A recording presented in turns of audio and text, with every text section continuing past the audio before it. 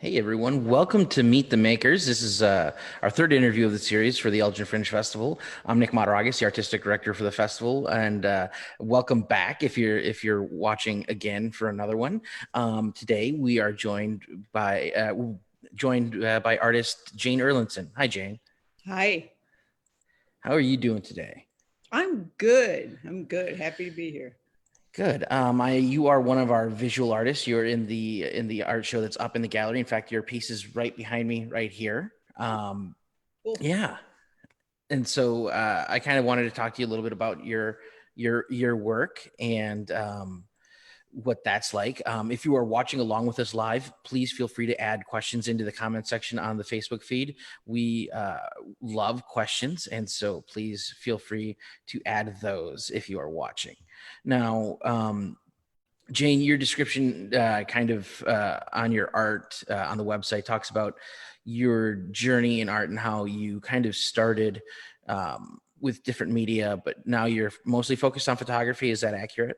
Yeah, film photography. Film photography, yes. And is it? It said like you mentioned a couple cameras, and then also 35 millimeter. Those are medium format cameras that Yeah. you use mostly. Mostly I use one that's called a twin lens. It has two Hmm. kind of old timey, kind of older than me. Well, maybe not. No, not older than me. Sure, they don't really make a lot of twin lenses anymore. I think they make a couple of plastic ones that are kind of toy cameras now, but Yeah. for the most part, you don't see those being built anymore. Why did you choose to go with the twin lens? Um, I was using a 35 millimeter when I started working in developing my own printing my own photos, developing the film and all that. And my mentor is our buddy Doug Hansen. He's the one that taught me, and it was he would always talk about how much better you get a lot more detail. You crop. I do a lot of cropping in my photos, but you can get a lot more detail with the bigger film size. And so he showed me some of his cameras, and then I bought a twin lens. I think I'm on my third one now. I Okay, upgraded and then tripped and kind of busted one, and then the third one. But I keep buying the same one because it's a Mamiya, and so you could change the lenses on it, which are the twin lenses. You can't, um, they come off that is apart. cool. I can show it. So they're stacked. So you take the picture, you're looking through here, you look down on the top and you're looking through here, but the picture gets taken through here. So you could change these and get different lengths. And so um, I fell in love with that one. And you can kind of take sneaky pictures because it's hanging down lower, and uh, you look down into it to focus and all that. So it's kind of cool. That's awesome, and I've actually used the twin lens, so it is a very different approach. Did you feel like it changes the way you think about your composition by looking down instead of straight out? Yeah, kind of. And it's also backwards. And so, so I'm always like, wait, don't, no, over here. No, over here. Kind of like using a webcam where everything's kind of opposite. Yeah. That's hilarious. Now, you mentioned that you started doing this through Doug. What were you focusing on before you got into film photography? Some printmaking, dabbling with some painting through some classes, and a lot of ceramic work. A lot of Okay. ceramic work for a long time. And so like right now, do you do ever do any other stuff or just basically all photography right now? You know, all the mediums I've worked, and I've been playing around with stuff for a very long time, and like maybe 20 years. But I never really focused, and I never really applied myself. I would just keep learning and dabbling. It's like, yeah, okay, I did some drawings and I loved them and I sold some, and working in charcoal, but I just never really applied myself until I took this class with Doug, and I just took it because he was a friend, and it was like, wow. And then doing my own stuff in the dark room, and I knew it was it for me because I actually do it all the time. That's always a good sign. Yeah. So we're talking about photography, and you're very specific. You film photography. Do you do any digital at all, or just film? I just bought a digital camera because I want to experiment with color a little, but I don't want to, because film is not cheap. And so I want to experiment a little. And I think it's going to help me learn about um, developing how I take a picture on with my film camera by experimenting with the manual settings on the digital. And I like to dabble in a little color work.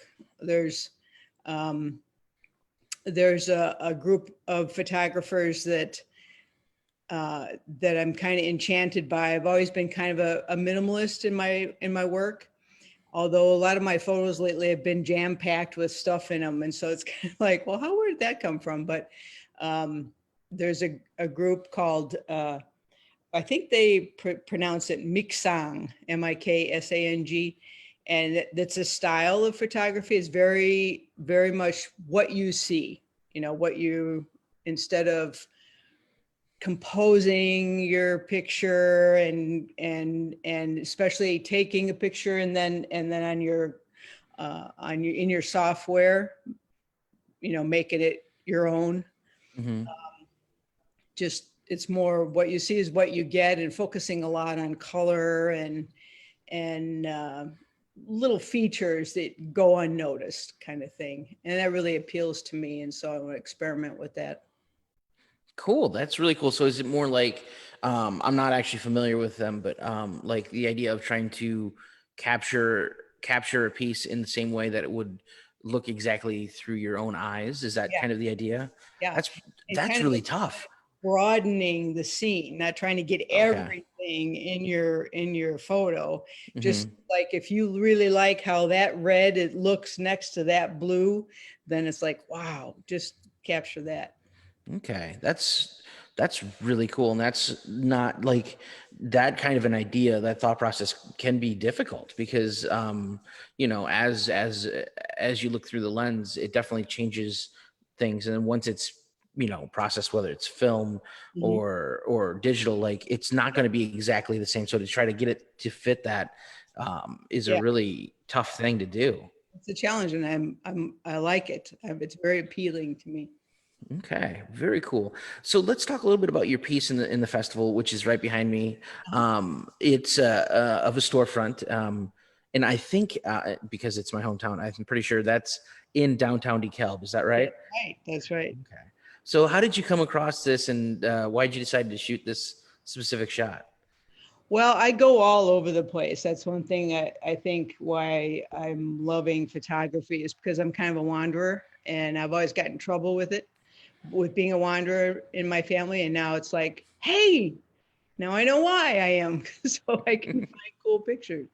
And I've been going to different towns around out here, and I'm liking the southern and western towns, and just looking for things that are cool and are like there all the time, and people don't pay attention to them.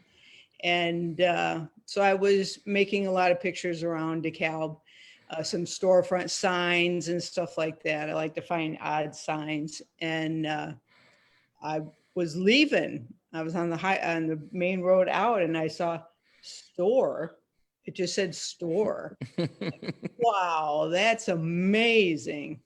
And so I have a couple pictures that I made from stopping there, pulling over and across the street and on the street, and I had a whole different setting in mind. And but then I looked at this negative, and it's like, wow, I really loved how it just says store, and this all this other crap going on around it, and right in the middle of that is just store. That's so cool. That's awesome. That is really cool. So would you say like the majority of your work then is focused around like kind of that idea of exploring and finding spaces or places? Yeah, Mm, absolutely. Yeah. okay. Very cool. I have your website pulled up here. I'm going to try to pull that up so people can see it. Um, Uh-oh, not updated. oh, okay. Good to know. Oopsie. Um, It has a lot of pictures on it, though. sure. And so we can take a look at some of these. So we have some really interesting shots here. This first one, is this of cheese? Is Yeah, it okay? And it said it was push processed. Is that right? yeah. And could you maybe explain push processing to people that don't know what that means? When you use film, your film is created for a certain speed in your camera. How fast, kind of tied to, and I hope Doug's not listening because he'll probably pass out, but kind of tied to the amount of light that comes into your camera. So if it's a low speed, then that hole's open more and it can get more light in. If it's fast, not so much light, but you capture motion. And so sometimes if you have a certain speed in your camera, if you need to get more light or less light, you push or pull the number of it. And when you develop it, then you allow for that when you develop the film. And this one in particular,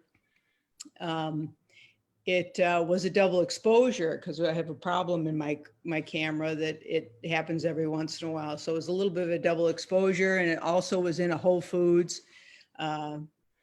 But just a little backstory on why would I have a picture of cheese is because my very, very, very dear beloved friends, Doug and Jackie Murhott, and also a new member of our group, Henry Swanson in Oak Park, we formed this group where one of us picks a poem or prose paragraph, some writing, usually a poem, and then we all go out and we find our images, make our images, and we come back together it's usually every 2 weeks. And we look over our photos and critique them and share. And it's all about making a good photo, not necessarily meeting the poem. But this one actually was a poem I wrote about cheese. And that's why I forgot just now. So that's what I was working with. And I was trying to find some weird cheese. That's great. And obviously, that push processing, you can tell it kind of it changes. It can change like because you get grain and stuff like that into the photo. It changes that kind of textural feel of it, which is really nice. Not a I think lot. that works really well with that piece. Yeah. I really like this one. I love the old storefront. Mm-hmm. And this said it's in St. Charles. Yeah, it's off of uh 25, I think. Okay. Near, I want to say near Redgate. I came upon it by accident. I got lost and it was late at night and I made a turn that was just ridiculous for where I was trying to head home, and I was coming from St. Charles, and I thought I better pull over and figure out where I am. And I pulled over and into the lot of this store and thought, oh my God, what is this? I thought it was like magic. Like it meant to get lost because it doesn't look quite as, it looks considerably different during the day, but a lot of people know this place. It used to be like a general store, and there's still people sell antiques, as it says out there. But yeah, it was a night shot, and I actually went back. I was so enchanted by it, I went back to take this image with my tripod. Wow, that is so cool. I mean, it is like it feels like it's from another time because of the faded letters on the sign and the Mhm. fact that it's like plank wood, facade. And even like I love just the way the light's hitting the flag here and it's getting all those little wrinkles. Yeah, It's a great just textural thing going on there. That's great. very cool. Thank you. It's one of Um, my faves. yeah. Looking at some of these other ones. So some of these are not obviously or a little bit more composed photos as well. Like, and I don't mean composed like like Yeah. the other ones aren't composed, So, but like they're more set up. Like I feel like this one maybe was a little bit of a different story behind it. yeah, the poem that we were using was about somebody's dad.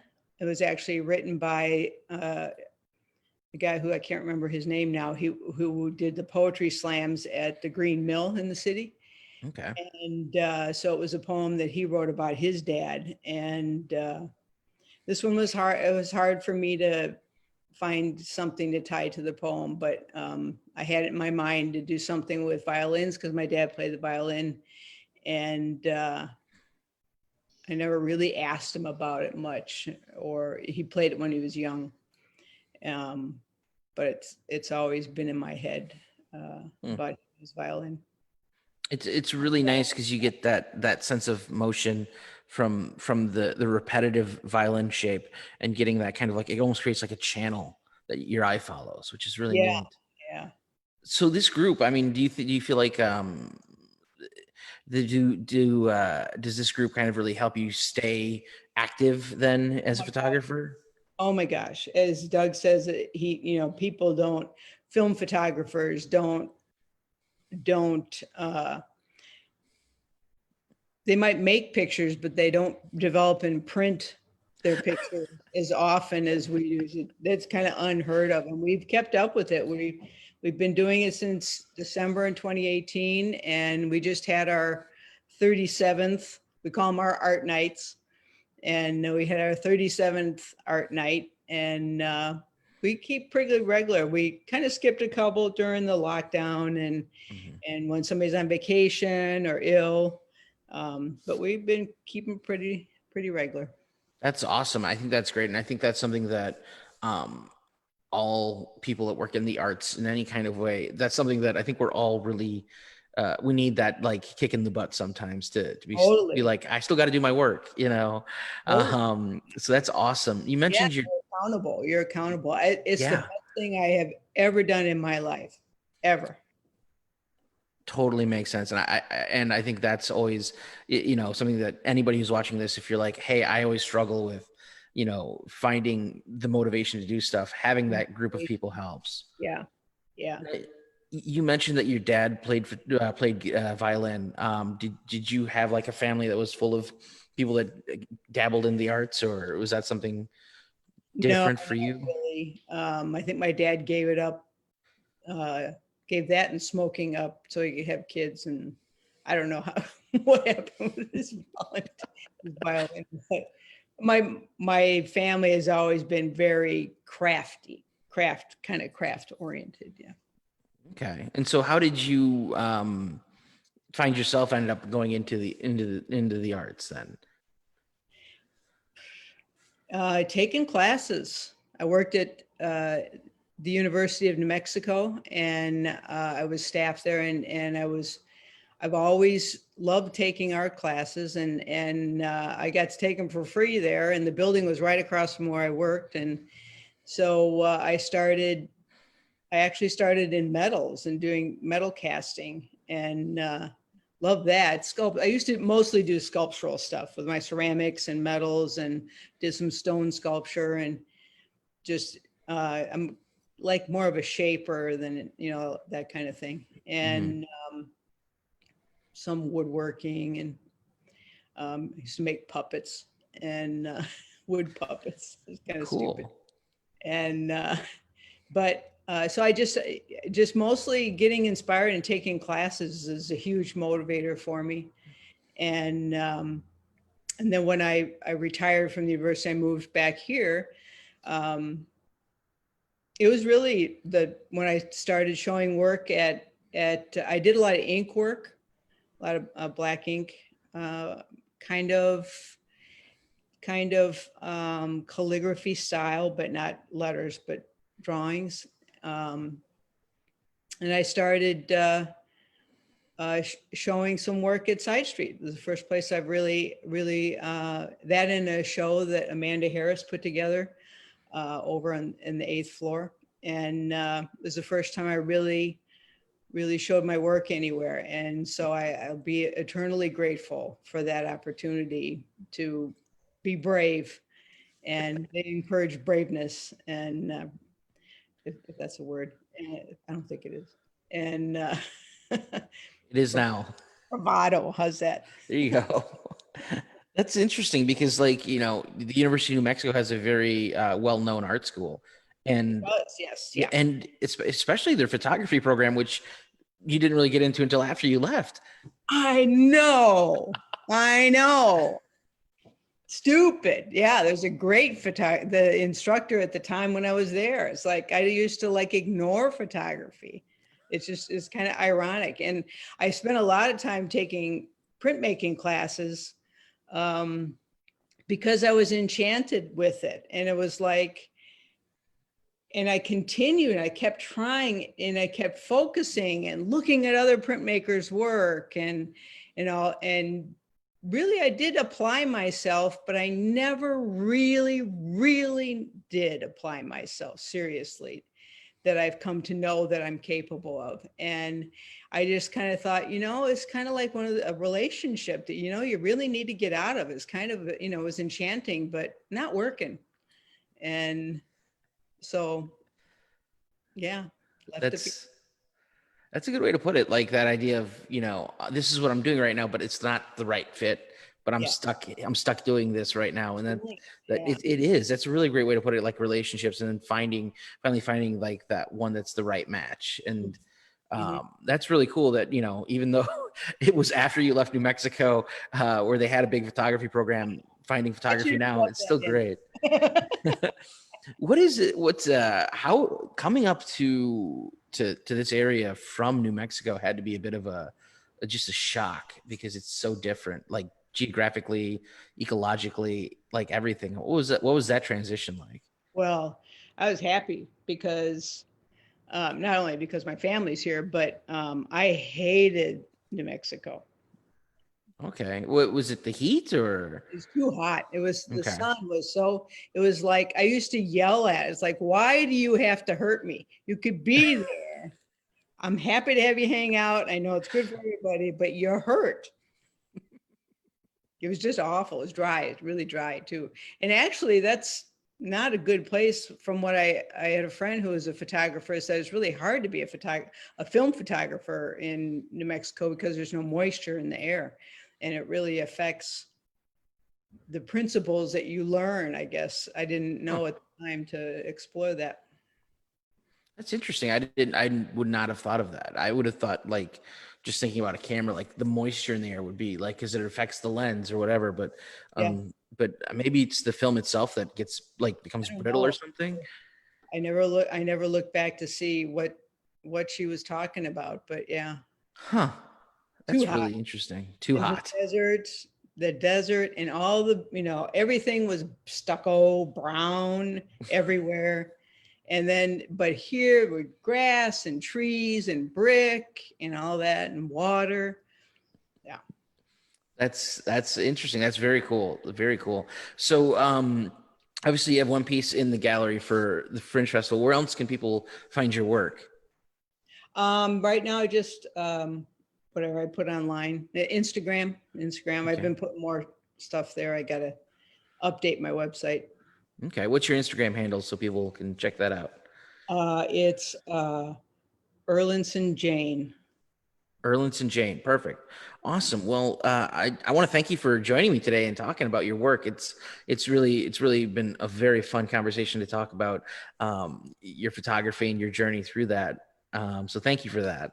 You made it easy. Thanks. Oh, thank you. And I want to thank everyone who watched live and everyone who's watching the recorded version of this. Thank you so much for watching the Meet the Maker series. If you want to see Jane's work in person, you can come down to the gallery here at Side Street Studio Arts. It's open on Fridays, Saturdays, and Sundays. For the rest of the month, we'll have the Fringe Festival work up. And you can also check out our online shows at elginfringefestival.com. And our next Meet the Makers interview will be on Monday at 7:30 p.m.